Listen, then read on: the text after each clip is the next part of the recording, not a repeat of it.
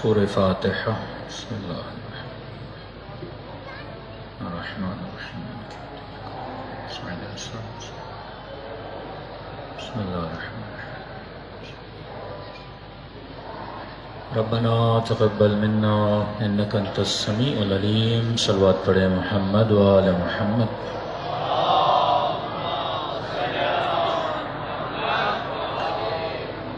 بسم اللہ الرحمن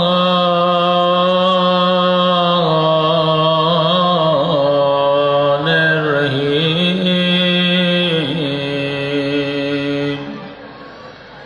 الحمد للہ رب العالمین۔ الحمد للہ کما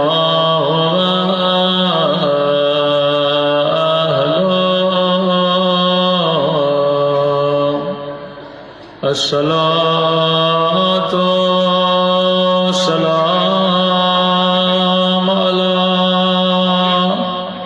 سید المرسلین وخاتم نبیین ابی القاسم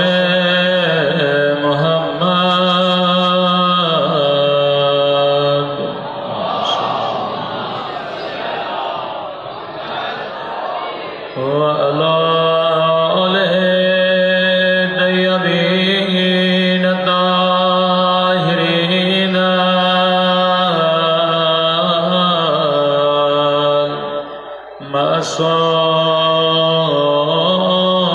المعصومين۔ سب مل کے اپنے مولا کے ظہور کی دعا۔ اللہم کل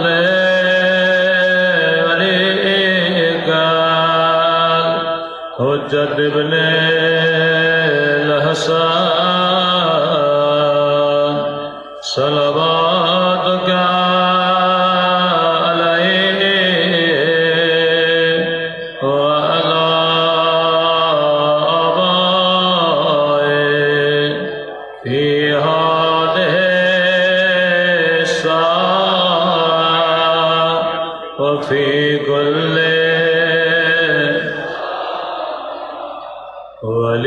ولیان وافدان وقائدان وناصران ودلیلان وعنان حتی تسکنہ ارضک وتمتعه فيها طويلا برحمتك يا ارحم الراحمين۔ صلوات پڑھے محمد وآلہ۔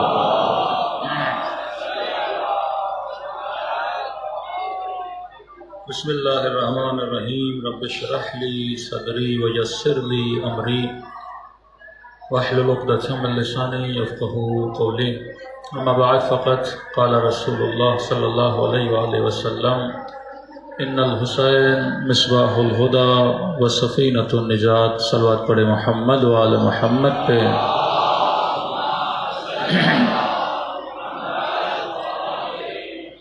دعا ہے پروردگار عالم ہم سب کی عبادتوں کو اپنی بارگاہ میں قبول فرمائے، اور جس مقصد زندگی کی خاطر اس فرش عزا پہ جمع ہوئے خدا ان مقاصد میں بھی ہم سب کو کامیابی کامرانی نصیب فرما دے۔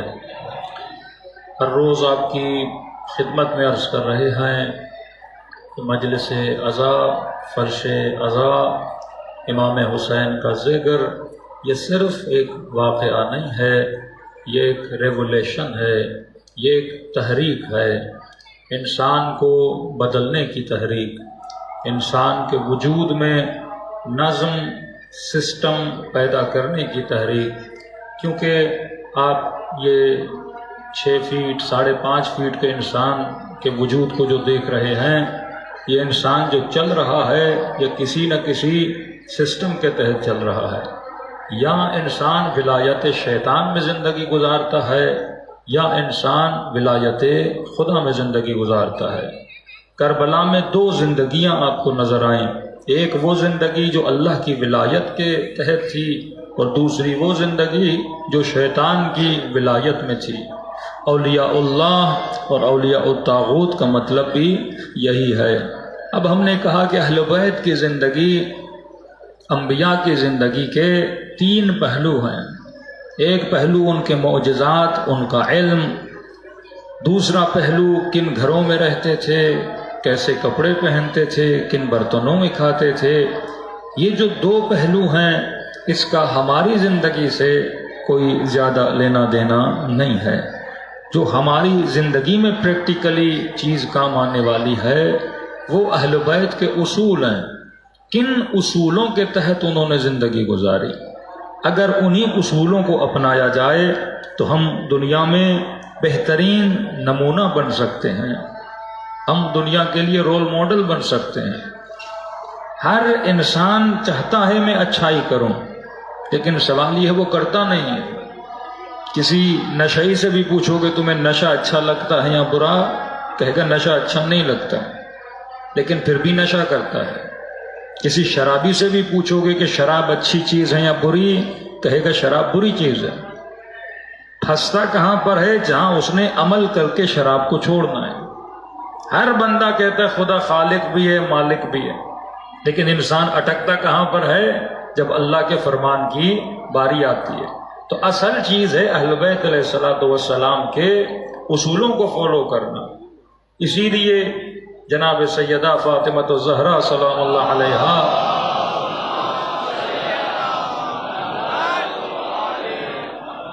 پہلی مدافع ولایت بنی کہ یہ سیکھو کہ امامت کا تو نے دفاع کیسے کرنا ہے، ولایت کا دفاع کیسے کرنا ہے. حدیث کے جملے ہیں کہ جب رسول خدا اس دنیا سے چلے گئے تو جناب سیدہ جناب حمزہ کی قبر پہ گریہ کر رہی تھی کہ چچا حمزہ اگر آپ زندہ ہوتے تو فاطمہ کے ساتھ کوئی اتنی زیادتی نہ کرتا، کیونکہ علی تو شوہر ہیں، باپ کی طرف سے جو رشتہ دار تھے وہ چچا ہوتا ہے جو خاندان کا بڑا ہوتا ہے. گریہ کر رہی تھی. کسی نے سیدہ پر اعتراض کیا کہ بی بی اگر خلافت اگر امامت علی کا حق ہے تو علی اپنے حق کے لیے تلوار کیوں نہیں اٹھاتے؟ علی گلیوں میں آ کے شور کیوں نہیں مچاتے کہ یا اہل عالم میں نبی کا نمائندہ ہوں؟ تو سیدہ نے یہاں پہ اسے ایک جواب دیا. فرمایا اعتراض کرنے والے کہ علی اٹھتے کیوں نہیں؟ یہ بات یاد رکھنا، مثل الامام، امام کی مثال کل کعبہ، کعبے کی طرح ہوتی ہے. کہ یہی فرق نبی اور امام ہے. نبی کا کام یہ ہے کہ اللہ کی خبر لائے، امام کا کام یہ ہے کہ اللہ کے احکام کو پریکٹیکلی لوگوں کے اوپر نافذ کرے، اجرا جسے بولتے ہیں. رسول خدا نبی بھی تھے امام بھی تھے، حضرت ابراہیم نبی بھی تھے امام بھی تھے، لیکن فرمایا علی انت منی بمنزلت ہارون من موسیٰ، اے علی آپ کی مثال ہارون کی طرح ہے. الانہ لا نبی بعدی، لیکن میرے بعد کوئی نبی نہیں ہے. کہ علی کا کام خبر دینا نہیں ہے، علی کا کام یہ اعلان کرنا نہیں ہے کہ میں امام ہوں.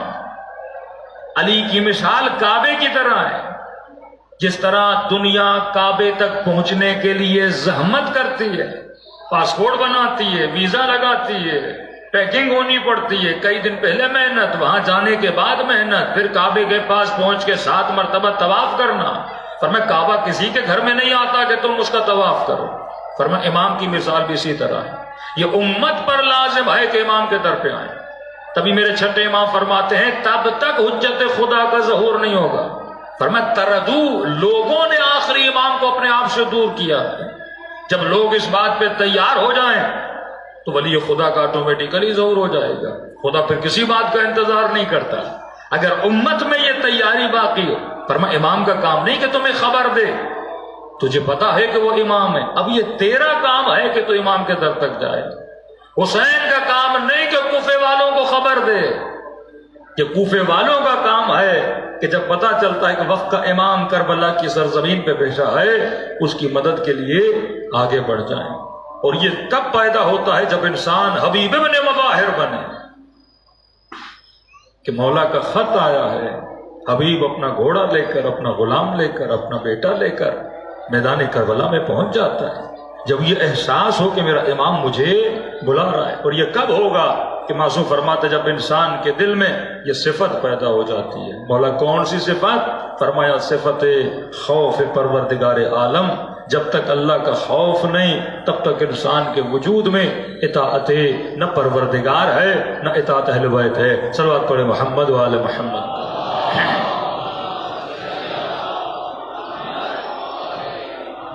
اب مجلسوں میں ہم آتے بھی اسی لیے ہیں تاکہ اپنی نزلوں میں پروردگار عالم کا خوف پیدا کر دیا جائے۔ ایران کے ایک خطیب فرماتے ہیں کہ ایک جوان آیا ان کے پاس اور ان کا مولانا میرے اندر ایک اخلاقی بیماری ہے، ایک گناہ ہے، آپ کوئی طریقہ بتائیے تاکہ میں اس گناہ سے چھٹکارا پا سکوں۔ اب مختلف لوگ ہیں، مختلف گناہوں میں اور بیماریوں میں مبتلا ہیں، کہ کون سی بیماری ہے؟ الیاذ باللہ کہ مولانا مجھے شراب پینے کی عادت ہے، نشے کی عادت ہے، میں اس شراب پینے کی عادت کو نکالنا چاہتا ہوں۔ مجھے بڑی اذیت ہوتی ہے جب مجلس امام حسین میں یہ سنتا ہوں یہ لئی شراب کی حالت میں تھا اور امام حسین کے سر کو چھڑی مار رہا تھا۔ یہ مسلم معاشرے میں ایک عام بات ہو گئی ہے۔ مسلم معاشرے میں ڈرامے بنائے جاتے ہیں اور دکھایا جاتا ہے جناب شراب پی رہا ہے، نیچے لکھا جاتا ہے کہ بچے نہ دیکھیں، یا مثلا شراب پینا منع ہے۔ بھئی اگر منع ہے تو دکھا کیوں رہا ہے؟ یہ بھی ایک ٹیکنیک ہے معاشرے کو تباہ و برباد کرنے کی، کہ میں برائی کروں اور نیچے لکھوں برائی کرنا منع ہے۔ ہاں، یہ بالکل ایسے سگریٹ پینے والا بندہ دکان سے سگریٹ کی ڈبی لے اور اس کے اوپر لکھا ہو سگریٹ پینا جان کے لیے بڑا خطرے مند ہے۔ جب پتا بھی خطرہ ہے تو بیچ کیوں رہا ہے؟ ہاں؟ یہ بالکل ایسے ہے کہ دکانوں پہ شراب بیچی جائے اور نیچے لکھا جائے شراب پینا حرام ہے۔ یہ بھی پبلسٹی کا ایک طریقہ ہے۔ قبح گناہ کو ختم کیا جائے۔ اس وقت سب سے بڑی ڈیمانڈ ویسٹرن سوسائٹی کی مسلم کنٹری سے یہی ہے کہ پچھلی گورنمنٹ میں تقریباً 4 لائسنس اسلام آباد کی 5 اسٹار ہوٹلوں کو دیے گئے شراب پینے کے۔ ایک ہے گناہ کو کبھی ماننا، آپ کبھی کب مانو گے کہ آپ اسے دیکھنا ہی پسند نہ کرو۔ آپ دیکھو، ایک غیرت ہوتی ہے ذاتی غیرت، بیوی پہ غیرت آ رہی ہے، بیٹی غلط کرے غیرت آ رہی ہے۔ ایک غیرت ہوتی ہے غیرت دینی، کہا کہ یہ چیز ختم کر دو مسلم معاشروں سے، دین کی غیرت ختم ہو جائے۔ جب یہ دیکھے کہ کوئی اللہ کا حکم ہے اور علی اعلان اسے پامال کیا جا رہا ہے، بندے دیکھے لیکن اس کے وجود پہ اس کے اندر میں کوئی گھن پیدا نہ ہو، یہ غیرت ہی پیدا نہ ہو۔ یہ بالکل ایسے الیاذ باللہ کسی کے ماں بہن دوپٹہ اتار دے یا خدا نہ خواستہ کوئی غلط کام کرے اور بندہ دیکھے اور بالکل نارمل رہے تو لوگ کیا بولیں گے؟ اس میں غیرت نہیں ہے، غیرت ختم ہو چکی ہے۔ اسی طرح اللہ کی مخالفت کو ہوتا ہوا دیکھے لیکن انسان کے اندر جذب غیرت پیدا نہ ہو۔ امام وہ ہوتا ہے جس کے اندر غیرت ہے۔ معصوم فرمایا تو کیسے سن سکتا ہے، سوچ سکتا ہے کہ ہم دیکھیں تو شریعت کو پامال کر رہا ہے اور ہم خاموش رہے ہیں، تو اللہ کی مخالفت کر رہے اور حسین خاموش رہے۔ اس جوان نے کہا کہ مولانا مجھے شراب پینے کی عادت ہے۔ اب یہاں پہ حدیث معصوم سنیے، معصوم فرماتے ہیں شیطان کے انسان کے وجود میں داخل ہونے کے چند دروازے ہیں۔ ایک مرتبہ آپ اپنے گھر کے دروازوں کو لاک کر دیتے ہو تاکہ کوئی اندر داخل نہ ہو سکے، اپنے موبائل پہ پاسورڈ یا پاسپورٹ لگا دیتے ہو تاکہ کوئی موبائل کو کھول نہ سکے۔ لیکن فرمایا کہ کبھی کبھی تمہارے اندر کچھ حالات پیدا ہوتے ہیں، یہ تمہارے وجود کا جو لاک ہے وہ شیطان کے لیے بڑا آسانی سے کھل جاتا ہے۔ انٹرنس آف شیطان، شیطان کے داخل ہونے کے دروازے انسان کے وجود میں فرمایا 3 دروازے ہیں۔ پہلا دروازہ کہ شیطان بڑی آسانی سے انسان کے وجود میں داخل ہو جاتا ہے، وہ ہے شراب۔ تبھی خدا نے شراب کو حرام قرار دیا۔ کیوں؟ کیونکہ جب انسان نشے میں آتا ہے بڑی آسانی سے شیطان کا مطیع بن جاتا ہے، اطاعت گزار بن جاتا ہے۔ کیوں نشے کو حرام قرار دیا؟ کیونکہ عقل کا کام ہے انسان کو کنٹرول کرے۔ شراب پینے سے انسان کی عقل کیا ہو جاتی ہے؟ زائل ہو جاتی ہے۔ بڑی آسانی سے آپ انسان کو کنٹرول کر سکتے ہو اگر اس انسان کو نشے کی عادت ہو۔ تو فرمایا شیطان کے انٹر ہونے کا ایک دروازہ شراب ہے، دوسرا شیطان کے انٹر ہونے کا دروازہ جوا ہے۔ شرط لگانا، جوا بندی کرنا، جوا خانوں میں جانا، یہ بھی بڑی آسانی سے شیطان داخل ہوتا ہے۔ اور آپ دیکھتے ہیں یہی چیزیں ویسٹرن کلچر میں بڑی عام ہیں، تبھی شیطان کا ان کے اوپر، ان کے وجود پہ بڑا قبضہ ہے۔ اور اسلام ان چیزوں کا سخت دشمن ہے۔ بچوں کو نشے سے بچاؤ، بچوں کو شراب سے بچاؤ، اولادوں کو جوا سے بچاؤ۔ تیسری چیز شیطان کے انٹر ہونے کا دروازہ فرمایا الغضب، غصہ ہے۔ بڑی آسانی سے شیطان جو بندہ زیادہ غصہ کرتا ہے اس کے اندر داخل ہو جاتا ہے۔ کہ کل میں نے مثال دی تھی، نارمل حالات میں نارمل رہنا کمال نہیں ہے، ایب نارمل حالات میں نارمل رہنا یہ کمال ہے۔ اب آپ کو غصہ آئے گا، خدا نہ خاصہ کسی دوست سے لڑ پڑے، فرمایا جو باتیں نارمل حالات میں یاد نہیں ہوتی وہ غصے کی حالت میں انسان کو یاد آ جاتی ہیں۔ اچانک آپ کو غصہ ہے، آپ نے کہا 6 سال پہلے 7 سال پہلے تم نے مثلا میرے بیٹے کے ساتھ یہ زیادتی کی تھی، وہ بندہ خود پریشان ہوتا ہے، مجھے بھی یاد نہیں، تجھے کیسے یاد آ گیا؟ کمال یہ ہے کہ انسان اپنے غصے کو کیا کرے؟ کنٹرول کرے۔ میں نے عرض کیا تھا شجاعت صرف تلوار لڑانا نہیں ہے، خندق میں لڑنا شجاعت ہے، خیبر میں لڑنا بھی شجاعت ہے، جنگ صفین میں جنگ کرنا بھی شجاعت ہے، اور گھر کو آگ لگ جائے تلوار کو نیام میں رکھنا یہ بھی علی کی شجاعت ہے۔ کہ میں نے کس وقت اپنے غصے کو کس طرح استعمال کرنا ہے، اس ہنر کو جاننا یہ شجاعت ہے۔ آپ کی جیب میں ماچس پڑا ہوا ہے، اس ماچس کو میں نے کہاں استعمال کرنا ہے؟ کسی مومن کا گھر جلانا ہے، کسی کی گاڑی جلانی ہے خدا نخواستہ، کسی جھوپڑی کو آگ لگانی ہے، یا گھر میں پڑے ہوئے چولہے کو جلا کے میں نے چائے بنا کے کسی مہمان کو پلانی ہے، وہی ماچس کی تیلی ہے۔ آپ اس کے ڈیفرنٹ اینگل اس کو استعمال کر سکتے ہو۔ فرمایا یہی اصول اہل بیت ہے کہ دیکھو علی کو بھی غصہ آتا تھا، ایسا نہیں کہ مولا کے گھر کو آگ لگی علی کے وجود میں کوئی غصہ نہیں، ایموشنز نہیں۔ اور آج بعض جاہل مسلمان کہتے ہیں کہ علی کو غیرت نہیں آئی، گھر پہ حملہ ہو گیا۔ صبر کرنا بھی ایمان کا آدھا حصہ ہے۔ انسان کو پتا ہو چہرے پہ لعاب دہن پھینکا لیکن علی نے صبر کیا، نبی کو پتھر مارے گئے صبر کیا، گھر پہ حملہ ہوا صبر کیا، کربلا میں ظلم ہوا صبر کیا، اور خدا نے وعدہ دیا ان اللہ مع الصابرین، میں صبر کرنے والوں کے ساتھ ہوں۔ آج پوری دنیا دیکھ لے خدا نے یزید کو مٹا دیا ہے اور حسین کا نام بلند کر دیا ہے۔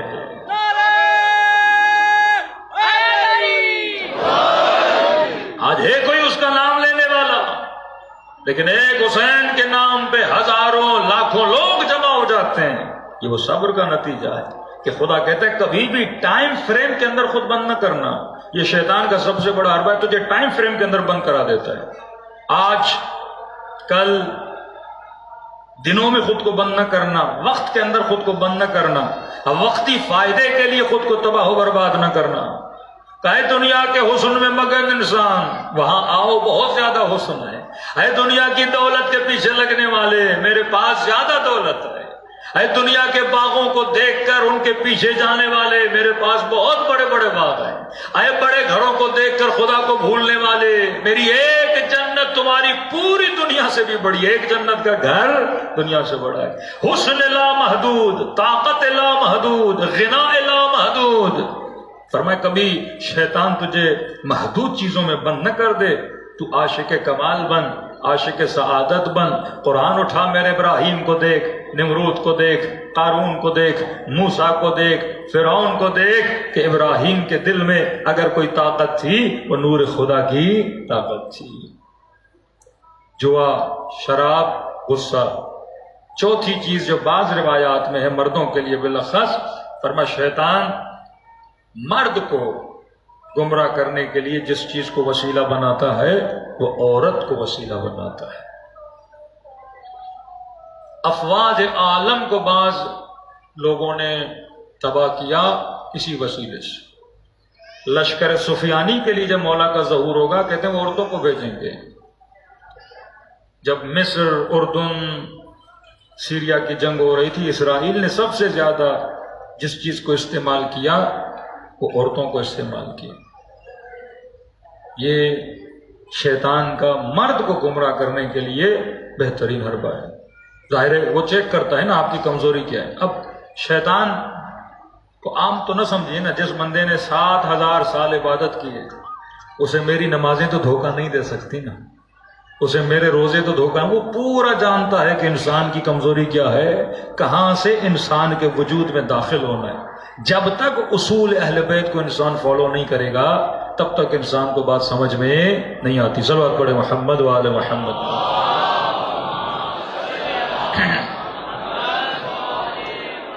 تو اس مولانا کا جوان اگر شراب چھوڑنا چاہتے ہو ایک کام کرو کہ ایسی مجلس میں نہیں جاؤ جہاں لوگ تجھے مثلا جانتے ہو، بڑا مجمع ہو. وہاں آدمی اتنا آسان کھل کے شاید رو نہ سکے اور بالاخص سب کو پتا ہو کہ تو یہ گناہ کرتا ہے. کہ کسی ایسی مجلس میں جہاں کم لوگ ہوں اور وہاں جا کے جب مصائب ہو نا کہ خوب امام حسین سے ربط بنا، دعا کر کہ مولا حسین میں اس بیماری کو اپنے وجود سے نکالنا چاہتا ہوں، میں بیزار ہوں اپنی اس عادت سے، لیکن مولا کیا کروں، عادت کو نکال نہیں پا رہا. یہ جوان 10 دن محرم کے گزرنے کے بعد یہ مولانا کہتے ہیں میرے پاس آیا اور کہنے لگا میں نے خدا کو حسین کا واسطہ دیا ہے، اب وہ گناہ جو میں کرتا تھا خدا نے اس گناہ کی نفرت میرے دل میں ڈالی ہے، اس نفرت کی وجہ سے اللہ نے نشے کی عادت میرے وجود سے نکال دی ہے. صلوات پڑھے محمد و آل محمد.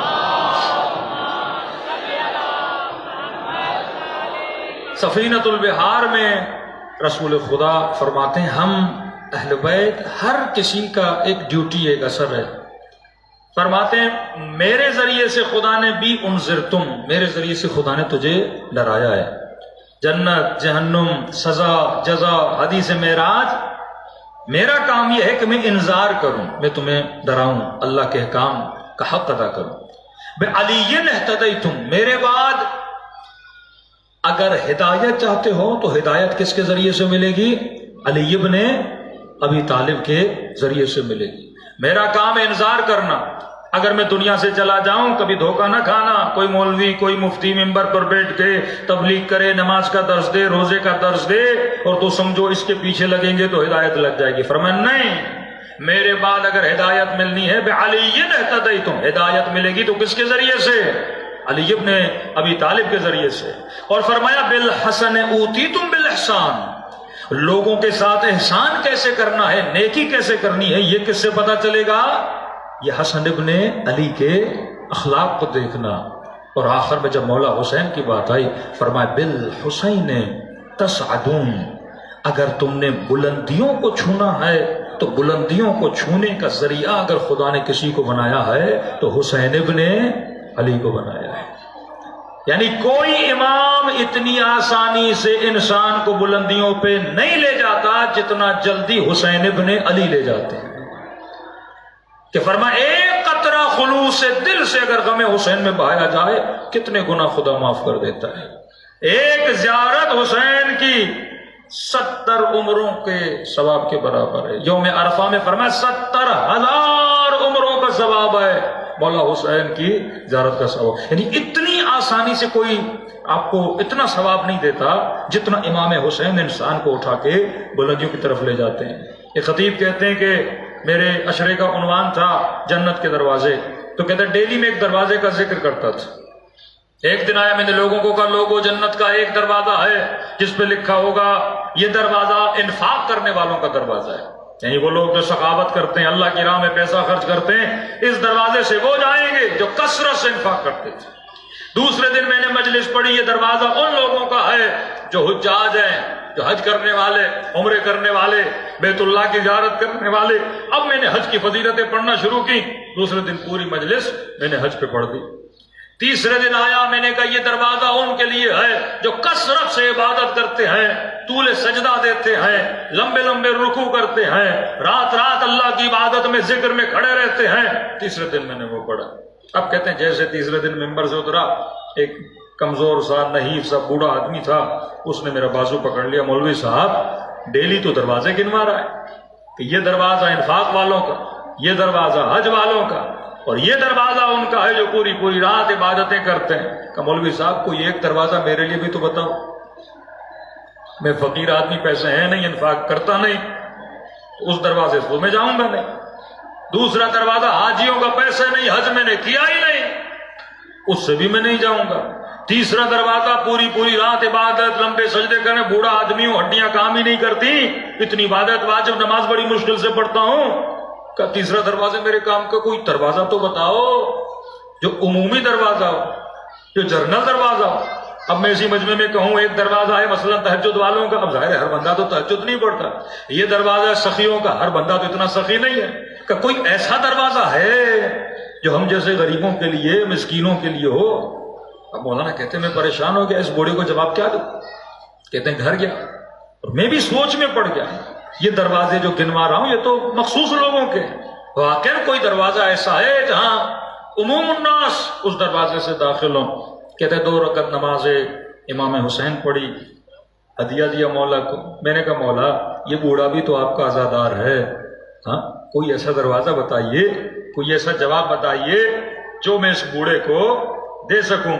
تو کہتا ہے کہ اس رات میں نے کیا کیا، یہی شیخ عباس قمی کی جو کتاب ہے، اس کتاب کو میں نے اپنے سامنے رکھا، اور جس طرح ہم قرآن سے استخارہ نکالتے ہیں اسی طرح میں نے شیخ عباس قمی کی کتاب کو کھولا، سفینۃ البحار.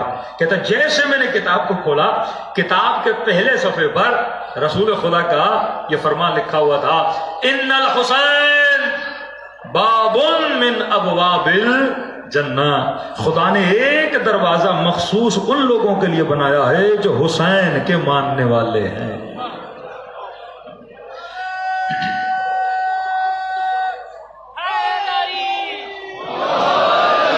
ایک مخصوص دروازہ حسینیوں کے لیے بنایا ہے، عزاداروں کے لیے بنایا ہے، عشاق الحسین کے لیے بنایا ہے، حسین سے محبت کرنے والوں کے لیے بنایا. تبھی فرمایا کہ بالحسین تسعدون، جس امام کے ذریعے سے بڑی آسانی سے بندہ چڑھ جاتا ہے سیڑھیاں اور بہت جلدی خدا کے دربار میں پہنچتا ہے، وہ حسین ہے.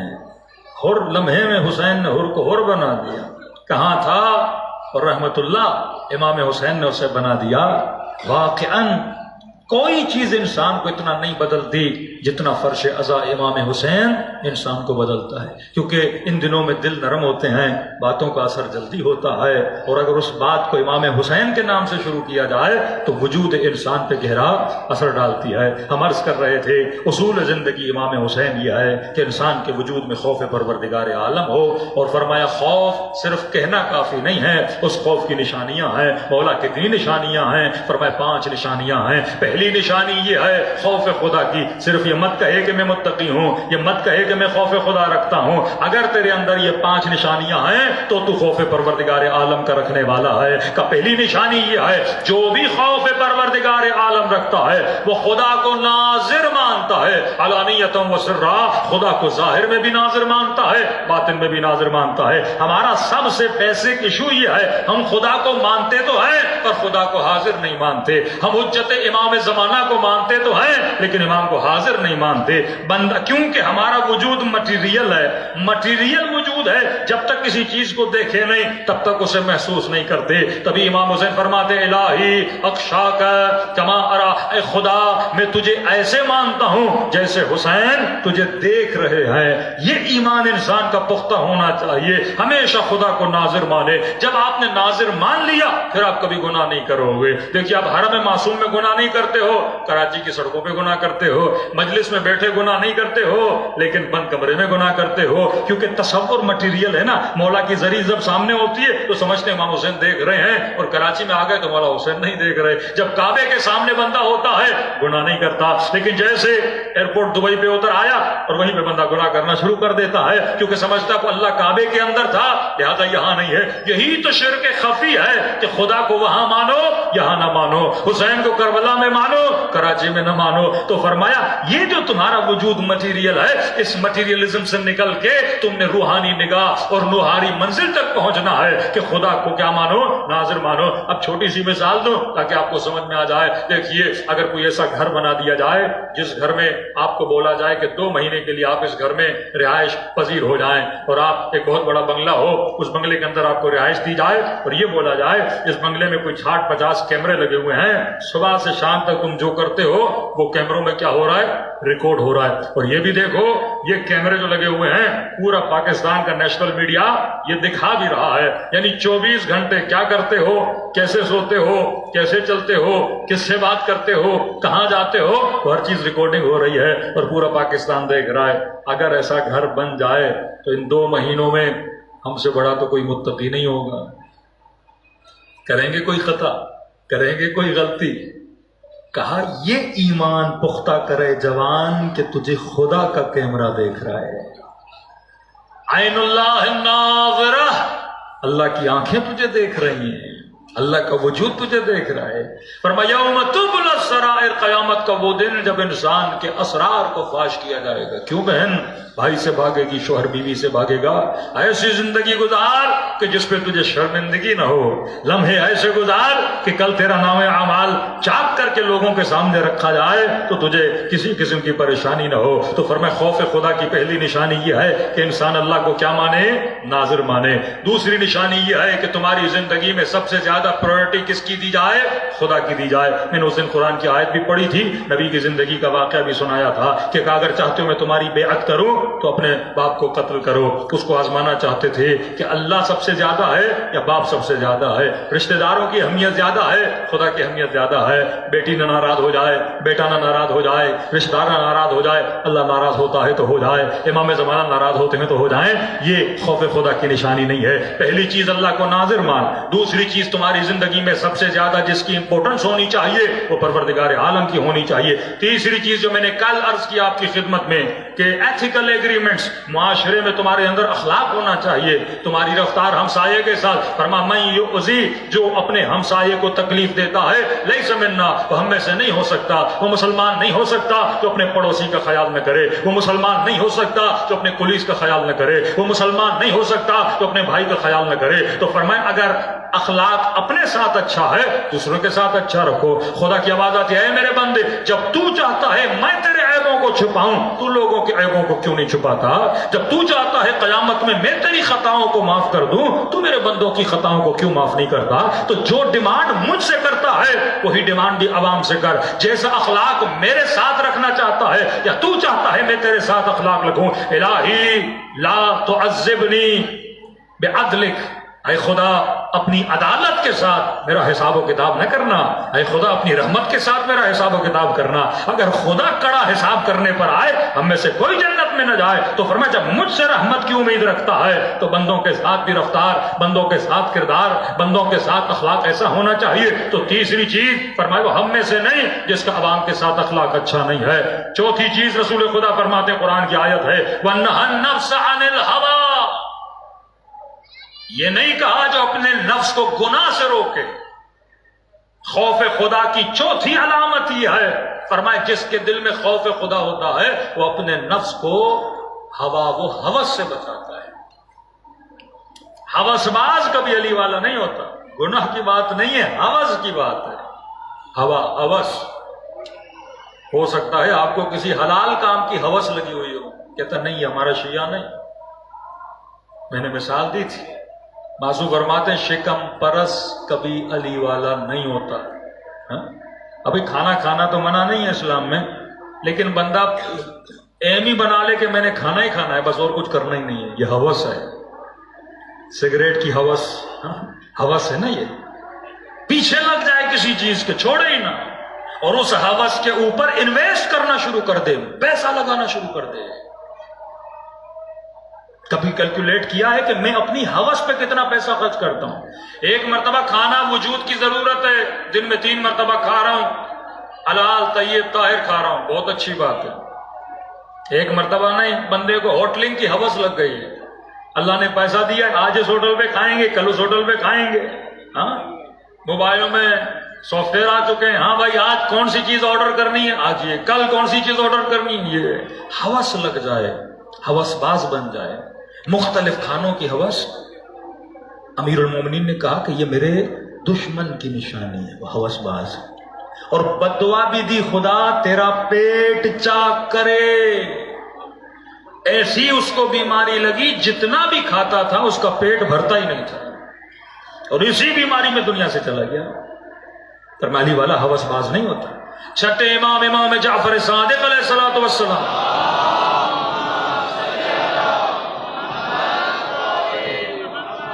نکاح کرنا جائز ہے، نکاح کرنا گناہ نہیں ہے، لیکن تعدد نکاح کی ہوس لگ جائے انسان کو، شہوت ران ہو جائے.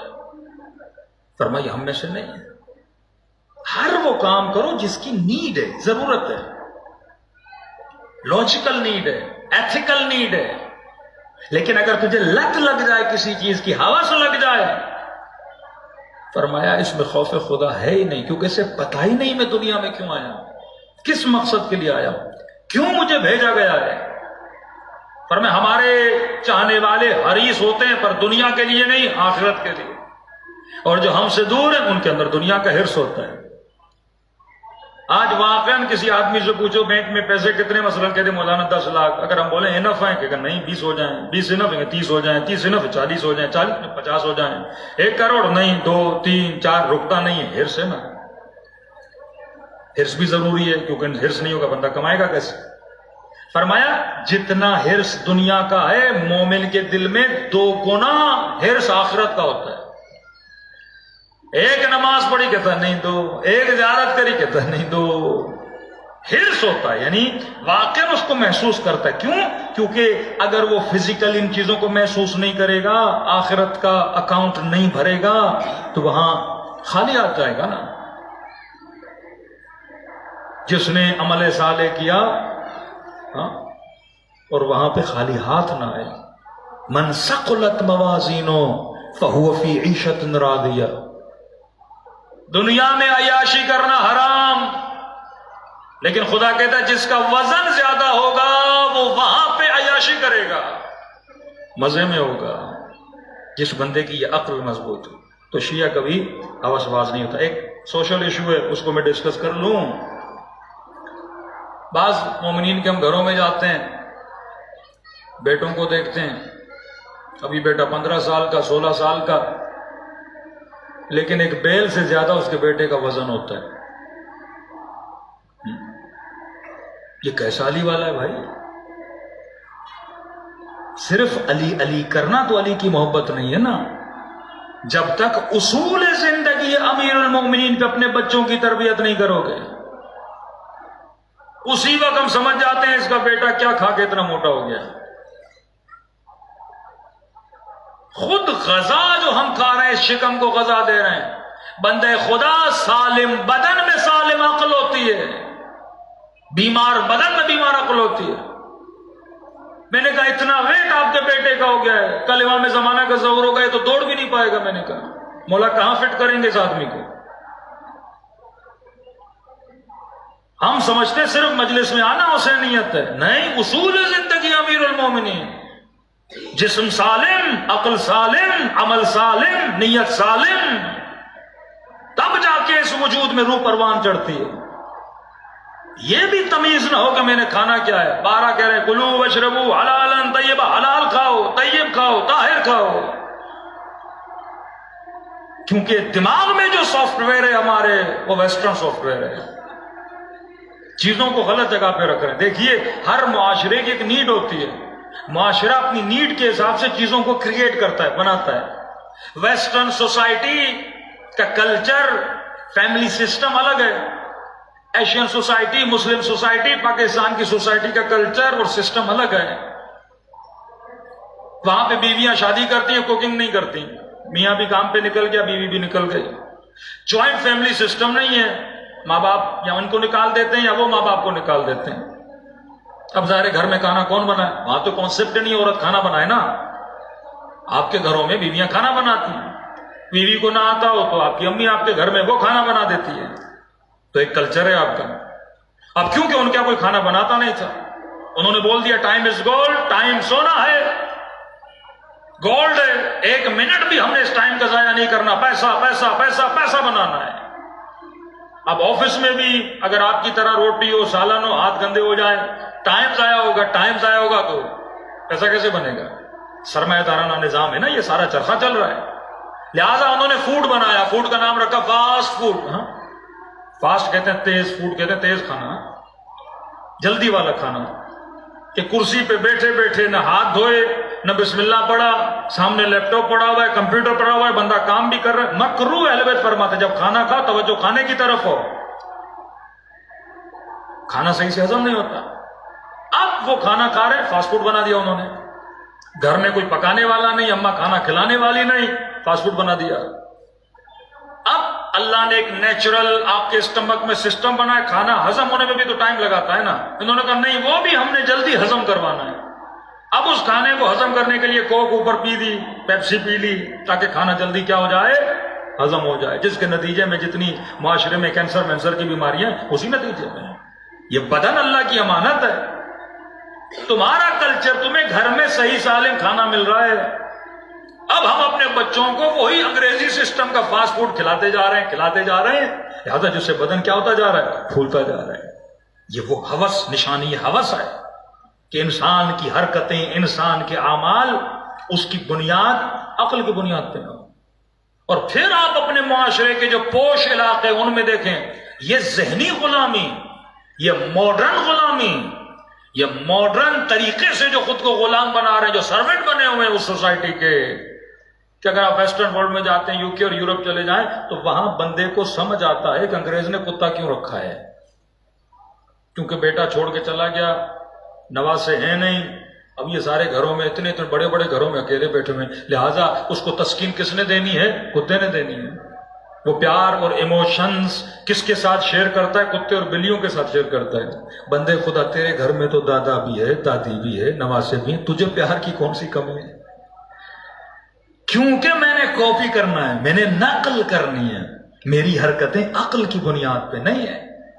تبھی فرمایا یہ دیکھ کے کھانا کیا کھا رہا ہے، لباس کیا پہن رہا ہے، واقعاً جو کام کر رہا ہے کس وجہ سے کر رہا ہے. تو پورے معاشرے کو ایک طریقے کی جہالت نے گھیرا ہوا ہے، کیونکہ ہم سمجھتے ہیں صرف خدا کا نام نہیں. جب تک تیرا طرز زندگی اہل بیت جیسا نہیں بن جاتا، تب تک نہ ویسی نسلیں پیدا ہوتی ہیں، تب تک نہ ویسا معاشرہ پیدا ہوتا ہے. صلوات پڑھے محمد و آل محمد.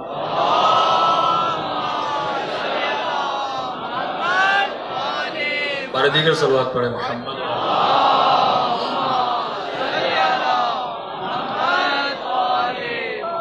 چوتھی چیز،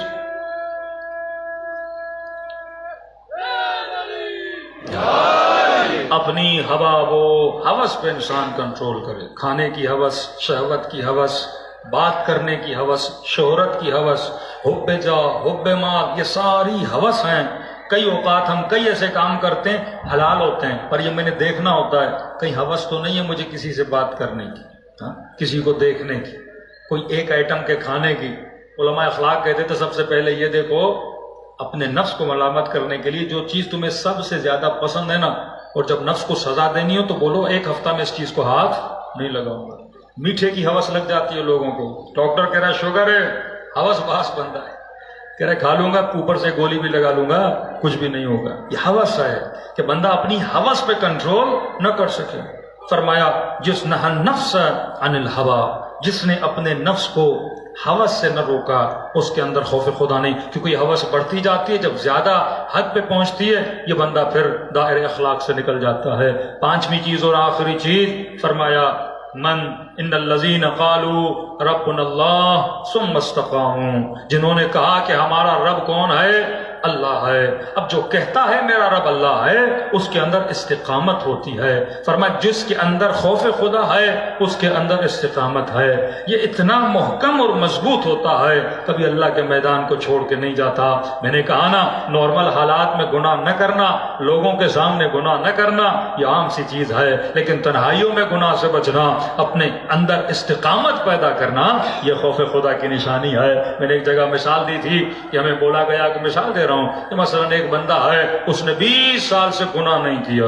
ہم نے کہا ماشاءاللہ کتنا نیک آدمی ہے، 20 سال سے گناہ نہیں کیا. ابھی 20 سال سے گناہ نہیں کیا. بعد میں پتا چلا اچھا کون سا گناہ نہیں کیا کہ 20 سال سے کسی نامحرم کو اس نے نہیں دیکھا، کسی خاتون کو نہیں دیکھا. ہم نے کہا ماشاءاللہ بڑی نورانی مخلوق ہوگی، 20 سال سے کوئی نامحرم نہیں دیکھی. بعد میں پتا چلا بندہ 20 سال سے جیل میں تھا.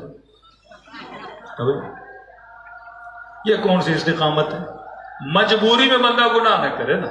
باپ کے سامنے بڑا شریف، ماں کے سامنے بڑا شریف، رشتہ داروں کے سامنے بڑا شریف، یہاں باپ نے پڑھانے کے لیے کہیں بھیج دیا، یونیورسٹی چلا گیا، وجود بندے کا کیا ہو گیا؟ تباہ ہو گیا. استقامت پیدا کرو اپنے نسلوں کے وجود میں، خدا کے حضور کو ان کے وجود میں راسخ کرو کہ یہ گناہ نہ کریں. ہاں بھائی پوری زندگی اس آدمی نے کسی عورت کو نہیں دیکھا اور کل پتا چلے بندہ آنکھوں سے نابینا تھا، فائدہ کیا؟ طاقت کے ہوتے ہوئے بندہ وہ کام نہ کرے، یہ فخر ہے. یوسف گناہ کر سکتے تھے پر یوسف نے گناہ نہ کیا، تبھی خدا کہتا ہے یہ میرا نیک بندہ ہے. تبھی خدا کہتا ہے یہ نفس سے مطمئن ہے کہ بندہ طاقت رکھے پر ظلم نہ کرے، بندہ کر سکے پر اس گناہ کو انجام نہ دے. تبھی خدا لمحوں میں اپنے بندوں کو عرش کی طرف بلند کر دیتا ہے. کئی واقعات ہیں، رجب علی خیاط ہے، میں نے کئی واقعات اپنی مجلسوں میں ذکر کیے ہیں کہ واقعاً رجب علی خیاط کہتا ہے ایک لمحے کی دیر سے گناہ کی دعوت ہوئی، رشتہ داروں میں کوئی عورت تھی گناہ کی دعوت دی، کر سکتا تھا، گھر خالی تھا، لیکن ثم استقاموا، استقامت تھی میرے اندر. اب بندہ جوان بھی ہو، شہوت بھی ہو، گناہ کی دعوت بھی ہو، کر بھی سکتا تھا، لیکن کہتا نہیں، میں نے فوراً اپنی چھت سے چھلانگ لگائی. میں نے کہا گناہ نہیں کروں گا، پاؤں ٹوٹتا ہے تو ٹوٹ جائے. رجب علی خیاط کہتا ہے وہ دن، اس دن سے پہلے جتنی نمازیں پڑھیں وہ اور تھی، اس دن کے بعد جب نماز پڑھتا تھا تو ایسے لگتا تھا وجود میں عشق خدا پیدا ہو چکا. اب سجدوں میں لذت، ذکر میں لذت. اب خدا کہتے ہیں آنا میرے بندے، تمہاری توجہ میری طرف ہے. میں علامہ طباطبائی کی مثال دیتا ہوں. اگر طباطبائی کہتے ہیں جن کے گھروں میں مرغیاں ہیں یا مرغے ہیں، اب آپ نے دیکھا ہوگا کہ جب آپ گھر سے نکلتے ہیں نا تو مرغے کی ساری توجہ مرغی کی مالک کی طرف ہوتی ہے. آپ ادھر دوڑتے ہو، آپ کے پیچھے پیچھے پیچھے پیچھے پیچھے، اور اچانک آپ مرغی کو گندم کے دانے اٹھاؤ اور اس کے سامنے پھینکو تو اس کی ساری توجہ کس کی طرف چلی جاتی ہے؟ دانوں کی طرف چلی جاتی ہے. کہ مرغی مالک کو بھول جاتی ہے. کہ خدا کبھی مال کا دانہ پھینکتا ہے، کبھی اولاد کا دانہ پھینکتا ہے، کبھی شہرت کا دانہ پھینکتا ہے، کبھی طاقت کا دانہ پھینکتا ہے. اب بندہ دانے کھانے میں مشغول ہو جاتا ہے اور دانے پھینکنے والے کو بھول جاتا ہے. ذکر حسین تمہاری توجہوں کو دنیا سے ہٹا کر خدا کی طرف متوجہ کرنے کا نام ہے. کہ دیکھو کربلا میں جگہ جگہ حسین خدا کا ذکر کر رہے ہیں. خود اگر ذکر حسین مجھے اللہ کی طرف متوجہ نہ کرے ذکر کا فائدہ نہیں. اگر ذکر سے ربط خدا نہ بنے، مقصد ذکر کیا ہے؟ بنا عبد اللہ، بنا سبح اللہ. ہم سے اللہ کی عبادت، ہم سے اللہ کی تسبیح نہیں ملتا جو اہل بیت کے قریب ہو پر اس میں قرب خدا نہ ہو. کتنا عشق کرتے تھے اہل بیت اپنے چاہنے والوں سے. واقعاً جب یہ واقعہ میں پڑھتا ہوں تو ویسے تو ہم ہیں عاشق امام حسین کے، لیکن اس واقعے کو سن کے عشق امام حسین 10 گنا بڑھ جاتا ہے. ایسے امام تھے ہمارے. کربلا میں 7 شہید ایسے ہیں جن کے جنازوں پہ امام حسین گئے. ہر کسی کے جنازے پہ نہیں گئے. اصحاب میں سے 2 صحابی ان میں، اور کا ملتا ہے، جون کا ملتا ہے. جناب سلیم یا سلیمان کا ملتا ہے. اب اس واقعے کی نسبت لوگ جناب جون سے دیتے ہیں، لیکن دراصل جناب سلیم یا سلیمان دو نام ملتے ہیں ان سے. یہ ترک کے رہنے والے تھے، عرب نہیں تھے. کاتب امام حسین تھے. خطاطی ان کی بڑی اچھی تھی، خوبصورت لکھتے تھے. امام حسین جتنے خط لکھواتے تھے ان سے لکھواتے تھے. تیر انداز ماہر. جب لڑنے گیا تو 70 لوگوں کو واصل جہنم کیا اس اکیلے نے. اور جب زخموں کی تاب نہ لاتے ہوئے زمین کربلا پہ گر پڑا، لشکر یزید کے سپاہی کہتا ہے میں نے دیکھا کہ حسین دوڑے دوڑے اس کے جنازے پہ پہنچے. کہ دور سے میں منظر دیکھ رہا تھا، بدن میں اتنے زخم آئے تھے، اس کا خون بہت بہہ چکا تھا، گویا آدھا ہوش میں تھا آدھا ہوش میں نہیں تھا. غنودگی اس پہ طاری تھی، خون بدن سے بہہ رہا ہے.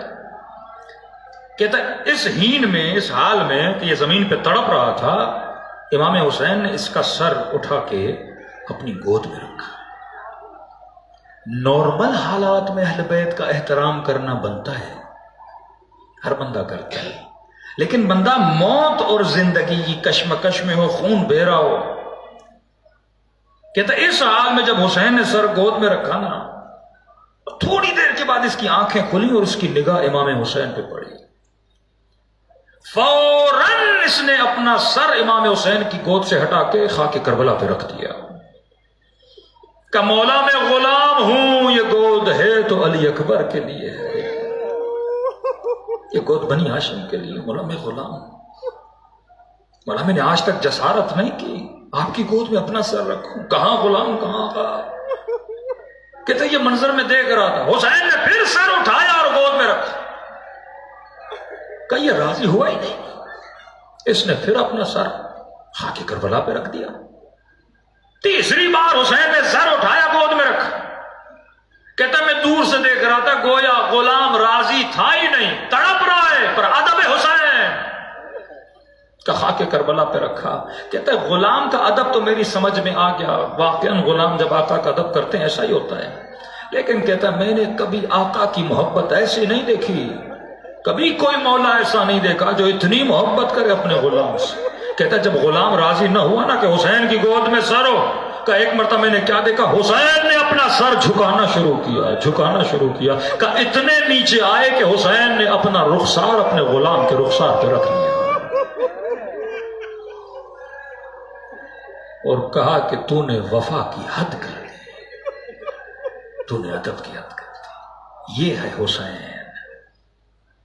چھٹے امام کی حدیث ہے، کہتے ہیں جو ہمارے فرامین پہ عمل کرتا ہے، ہمارا وعدہ ہے ہم سکرات کے وقت اس کے ساتھ کھڑے ہوتے ہیں، مشکلات میں نہیں چھوڑتے. شوق کے ساتھ اس دنیا سے جائے گا، شوق رکھ کے اللہ کی ملاقات. حسین اگر سرانے پہ کھڑے ہو، ایسا مولا ہے آپ کا حسین. زندگی لگا دو پر حسین کو ناراض نہ کرنا. اور کیا کہیں، فرمایا جو مشتاق ہے حسین کی زیارت کے لیے وہ خلوص دل سے مجھ حسین کو سلام کرے، ہم اسے ثواب زیارت حسین عطا کریں گے. کہ مولا بس سلام کروں. فرمایا اگر سلام کرو اور کرتے کرتے نہ چاہتے ہوئے آنکھوں میں آنسو آ جائیں، یہ مت سمجھنا یہ تیرے آنسو ہیں، حسین نے تجھے تیرے سلام کا جواب دیا ہے. انی معکم، میں تمہارے ساتھ ہوں. محسوس کیا کرو اس روح عظیم کو، دلوں کو کربلا کی طرف روانہ کریں. سلام کریں آقا کو. عزیز یہ راتیں رونے کی ہیں، کم سویا کرو، زیادہ آل رسول کو یاد کیا کرو. السلام علی الحسین وعلی علی ابن الحسین وعلی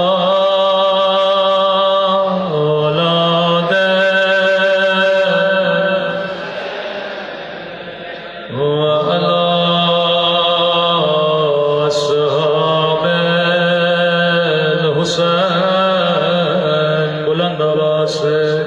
السلام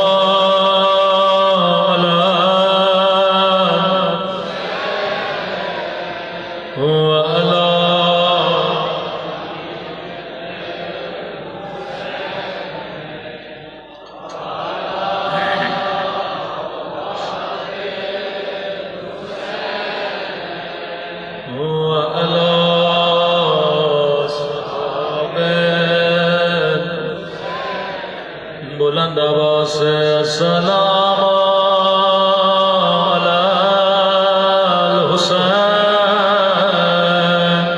وعلی علی ابن وعلی اولاد وعلی صحابہ میرا سلام اس یتیم پہ جس کے دائیں طرف کی پسلیاں بائیں طرف چلی گئی تھی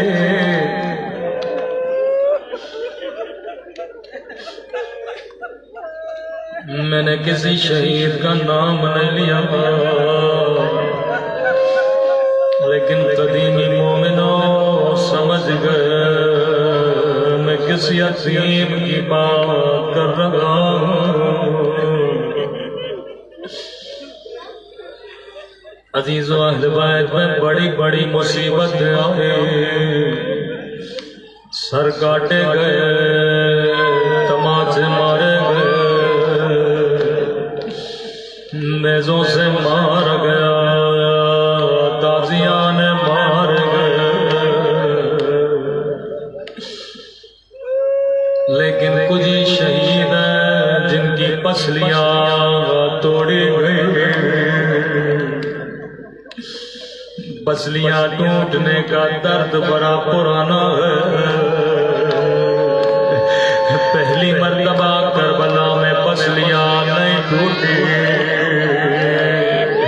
سب سے پہلے جو پسلیاں توڑی گئی وہ مدینے کی گلی میں ایک دروازے کو آگ لگی تھی اس دروازے میں ایک لوہے کا کیلا تھا امام حسن فرماتے ہیں میں فریادیں کر رہا کوئی آئے میری اماں کو بچا لے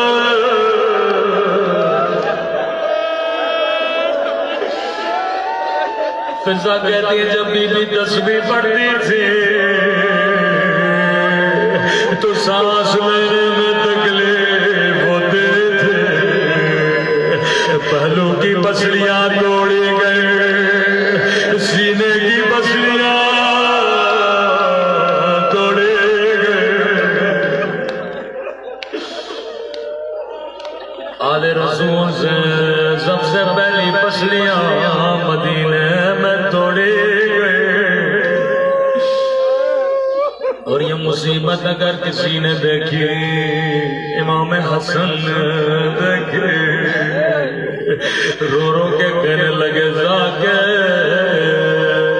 میرے شیعوں کو میری اصلی مصیبت کیوں نہیں بتاتا مولا میں اب کی شہادت سناتا کہ وہ بھی میری مصیبت ہے پر میری اصل مصیبت مدینے میں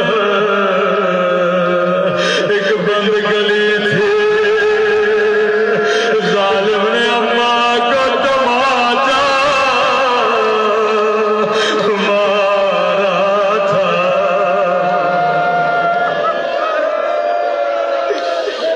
میں قربان حسن مولا دوسری پسلی کب ٹوٹے کہاں ٹوٹے کہنے لگا ابن سعد جب میں گھوڑے دوڑا رہا تھا میں نے حسین کی پسلیوں کے ٹوٹنے کی آواز اپنے کانوں سے سنے تھے،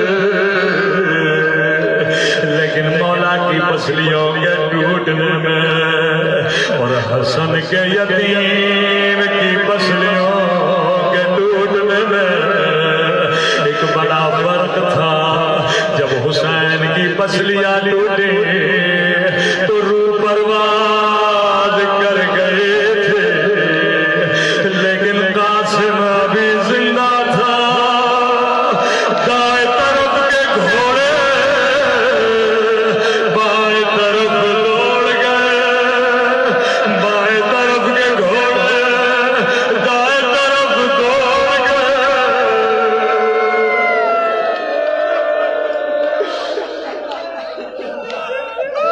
گھوڑے سواروں کے ہاتھوں میں نظر تھے،